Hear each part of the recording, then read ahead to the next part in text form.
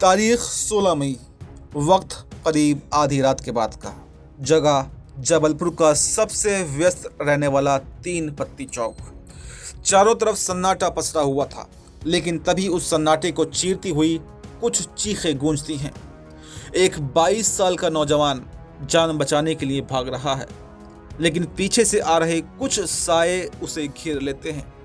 एक के बाद एक लगातार उस पर चाकू से वार होते हैं और वो नौजवान खून से लथपथ होकर सड़क पर ही गिर पड़ता है।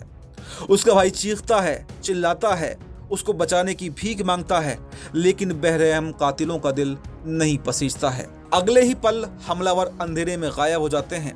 आखिर कौन था वो नौजवान जिसे इतनी बेरहमी से मौत की घाट उतार दिया गया? क्या ये कोई पुरानी रंजिश थी या फिर सिर्फ एक मामूली सा धक्का मुक्की का विवाद था? इस रूह कपा देने वाली वारदात का एक ऐसा सीसीटीवी फुटेज सामने आया है जिसने पूरे जबलपुर को अब हिला कर रख दिया है। आज की इस रिपोर्ट में मैं आपको बताऊंगा उस कत्ल की पूरी इनसाइड स्टोरी, जिसे सिर्फ 48 घंटे के भीतर पुलिस ने बड़ी ही चालाकी से सुलझा भी दिया और हत्यारों को सलाखों के पीछे पहुंचा भी दिया। इस खौफनाक कहानी की शुरुआत 16 मई की रात को एक बेहद खुशनुमा माहौल से शुरू हुई। शादियों का सीजन अभी अभी खत्म हुआ था, इसलिए शहर के डीजे संचालकों और टेंट कारोबारियों ने मिलकर एक शानदार सक्सेस पार्टी का आयोजन किया था। इस पार्टी में जश्न मनाने के लिए 22 साल का कपिल प्यासी, उसका भाई अतुल प्यासी और शहर के कई नामी टेंट और डीजे कारोबारी शामिल हुए थे।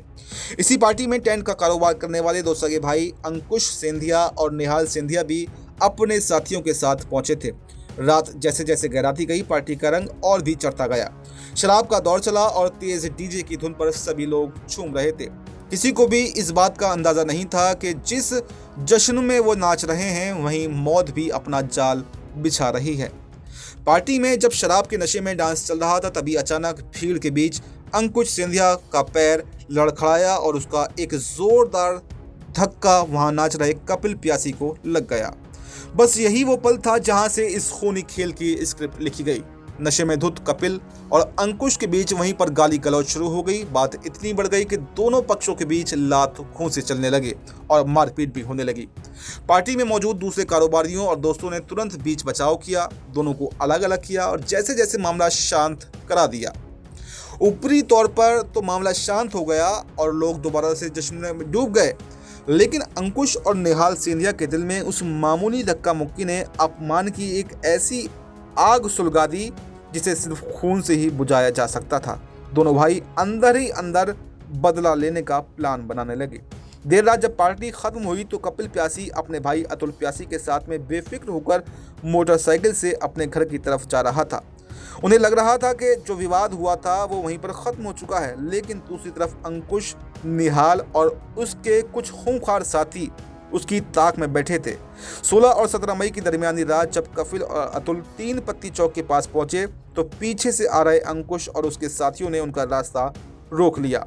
सन्नाटे से भरी सड़क पर एक बार फिर दोनों पक्षों के बीच विवाद शुरू हो गया, लेकिन इस बार आरोपी बहस करने नहीं बल्कि कत्ल की नियत से आए थे। विवाद बढ़ते ही आरोपियों ने पूरी तरह से प्लानिंग के तहत कपिल प्यासी को चारों तरफ से घेर लिया। इससे पहले कि कपिल कुछ समझ पाता या वहां से भाग पाता, आरोपियों ने अपनी जेबों से धारदार चाकू निकाल लिए और कपिल पर ताबड़तोड़ हमले कर दिए।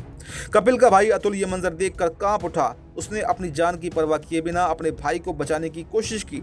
हथियारों के आगे हाथ पैर जोड़े, लेकिन आरोपियों ने अतुल को भी बुरी तरह से पीटा और उसे दूर धकेल दिया। कुछ ही सेकंड के भीतर कपिल को लहूलुहान कर आरोपी वहां से फरार हो गए। अतुल अपने भाई को तड़पता हुआ देख तुरंत अस्पताल ले गए, लेकिन डॉक्टरों की तमाम कोशिशों के बावजूद इलाज के दौरान कपिल प्यासी ने दम तोड़ दिया। वारदात के बाद जबलपुर पुलिस तुरंत हरकत में आई। पुलिस के सामने सबसे बड़ी चुनौती थी कि आधी रात को हुए इस कत्ल के पुख्ता सबूत आखिर कहां से लाए जाएं। तभी पुलिस की हाथ लगा तीन पत्ती चौक पर लगा वो सीसीटीवी कैमरा, जिसने कत्ल की ये पूरी खौफनाक वारदात को कैद कर लिया था।